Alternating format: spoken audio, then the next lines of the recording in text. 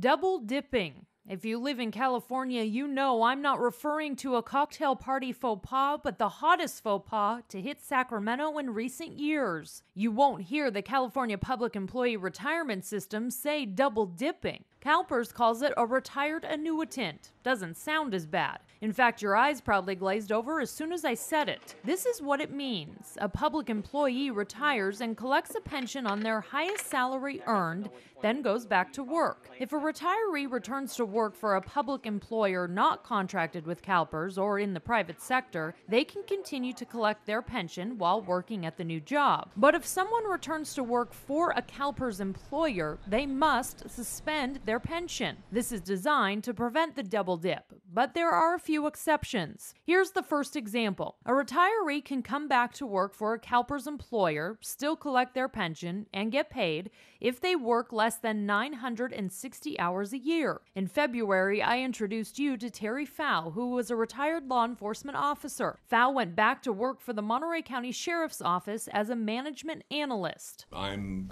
double dipping is the term.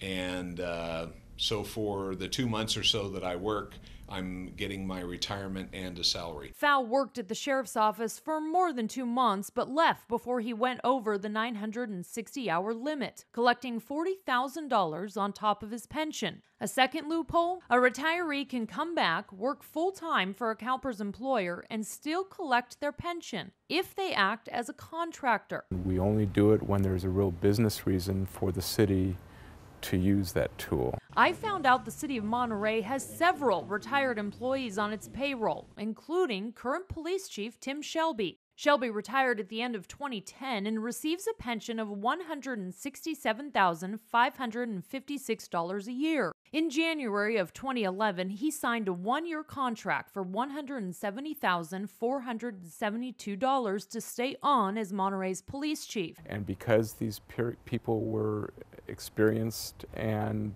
know the system, know the organization, know the community, we chose to make that trade-off. Save some money, keep the expertise on board. Monterey Assistant City Manager Fred Cohn said in Shelby's case, the city saved $80,000 in benefits and are using him to reorganize the police department. In the case of former Community Services Director Kay Russo, it saved the city even more. Cohn said Russo retired when the city merged 3 departments into one. The other department heads left, and she stayed on as a part-time employee to manage the transition. Russo kept her pension, the city didn't have to pay her benefits, and saved close to $40,000, paying her a part-time salary for close to 5 years. The retirement is really about what has occurred in the past, and the rehire of that individual to do something is about some sort of business need we use and need going forward. But critics say double dipping happens way too often. I even found a website that helps you double dip. EarlyRetirementPlan.com gives a step-by-step process on how to retire early and double dip your CALPERS pension. And now one of your local lawmakers here in Sacramento is trying to stop the double dip for a second year in a row. Santa Cruz Senator Joe Simidian said taxpayers deserve better. When they pick up the newspaper, realize that somebody has retired with a pretty good pension, on a Friday they've walked out the door and then they come right back on Monday and start all over again, either as an employee or a contractor. But according to CALPERS, it checks for fraud, and if it's done legally, there's nothing it can do. It's really a decision between employees and their employers. But Simidian disagrees. Look, I don't fault anybody who takes advantage of the existing system. The system not only allows it, the system encourages it.